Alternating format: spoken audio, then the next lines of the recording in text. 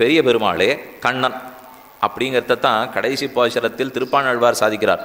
கொண்டல் வண்ணனை கோவலனாய் வெண்ண உண்டவாயன் என் உள்ளம் கவர்ந்தானே அண்டர்கோன் அணியரங்கன் என் அமுதனை கண்டகண்கள் மத்தொன்னினை காணா. கொண்டல் வண்ணனை கோவலனாய் வெண்ண உண்டவாயன், பெரிய பெருமாள் தான் வெண்ண உண்டவாயன் கண்ணன். பராசர பட்டர் சாதிப்பறான், பெரிய பெருமாளை கிட்டக்க போய் மோந்து பார்த்தால் இப்போதும் வெண்ணெய், மோர், பால், தயிர், குணுங்கு நாற்றம், மொச்ச நாத்தம்னு பேர். அந்த நாற்றம் எப்பவும் கோபிகைகள் இடத்துல வந்துட்டே இருக்கும். நீங்கள் இடையர்களுக்கு கிட்டக்க போனீங்கன்னா அந்த வெண்ணெய் நாற்றம், பால் நாற்றம் வரும் இல்லையோ, அதே போலத்தான் பெரிய பெருமாளுடைய திருமேனியை மோந்து பார்த்தால் அந்த நாற்றம் வீசிகிட்டே இருக்குமா. இதனால தான் திருப்பாணாழ்வார் கொண்டல் வண்ணனை கோவலனாய் வெண்ண உண்டவன்னு தானே சொல்லியிருக்கணும். அது என்ன வெண்ண உண்ட வாயன், வெண்ண உண்ட மூக்கன்னு யாரான்னு சொல்கிறாளா?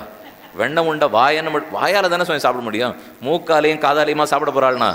இல்லை, வாய்க்கிட்ட மோந்து பார்த்தா வெண்ணெய் சாப்பிட்ட வாசனை வீசுமா. இதே விஷயத்தை கூறத்தாழ்வான் தெரிவித்தார்.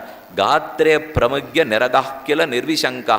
ஏ பகவன், உனக்கு மட்டும் வெண்ணெய் உண்டு சாப்பிட்டத்தை மறைச்சிக்கணுங்கிற ஆசை இருந்தால் என் நாமநாத நவநீதம் அச்சூச்சுரஸ்துவம் தச்சாதனாய எதிதே மதிர் ஆவிராசீது. உனக்கு ஒருவேளை நீ வெண்ணெய் சாப்பிட்டதை மறைச்சிக்கணும்னு ஆசை இருந்தா திருடர்கள் சொவடில்லாமல் கையில் இருக்கிற ரேக்கப்படாமத்தானே திருடணும். ஆனால் பெருமாள் என்ன பண்ணுவாரான், எல்லா வெண்ணையும் சாப்பிட்டுட்டு கையில் மிச்சம் இருந்தால் நன்னா சந்தன கரைசல் கொடுத்தா பூசிக்கிற மொழியோ அதை போல் உடம்பெல்லாம் பூசிண்டு முகமெல்லாம் பூசிண்டு யாரானிங்கான்னு கண்டுபிடிக்காத பொருள் நான் தான் கண்டுபிடிச்சுங்கோ அப்படின்னு தன் கூட்டு வெளிப்படுகிறா போல தடவி கொண்டு வீட்டுக்குள்ளே இருக்க மாட்டாராம், தடவிண்டு ஊர் ஊராக புறப்பட்டு போடுவான். அப்போ தானே நிச்சயமாக கண்டுபிடிப்பா.